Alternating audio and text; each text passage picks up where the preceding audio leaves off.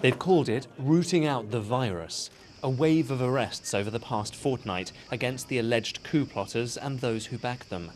Tens of thousands suspended or detained, schools, media outlets and companies closed down. All are accused of supporting Fethullah Gulen, the exiled cleric who the government says masterminded the coup.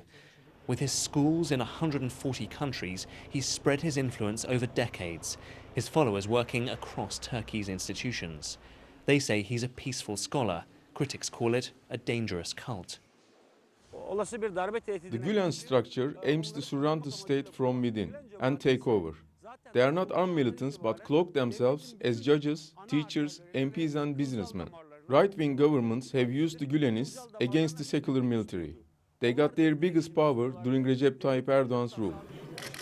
The Gulen-Erdogan alliance was strong, Islamists reshaping secular Turkey. When hundreds of military officers were tried a few years ago on false evidence, Gulenists were thought to be behind it. And 1 month after the ceremony, I was arrested. This former naval captain spent 33 months in prison and believes it paved the way for the recent coup. If they couldn't manage to get rid of us during these trials, this coup attempt couldn't happen by his followers, because they put his followers instead of us once they get rid of us. The Gulen schools were among Turkey's best, now labelled breeding grounds for terrorism. A fifth column that has to be removed, or a purge too far. Debate rages.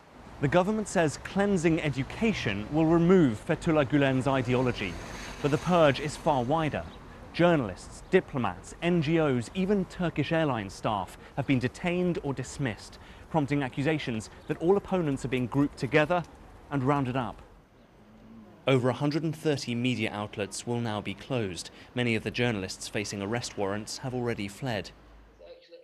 We tracked down one who says the Gulen movement never aimed to seize the state.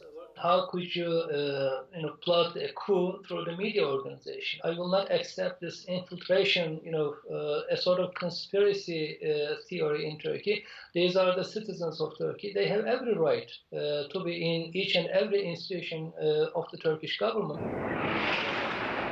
It's 2 weeks since a coup that united Turks against it. The aftermath has shaken every part of society. It could take a generation to recover. Mark Lowen, BBC News, Istanbul.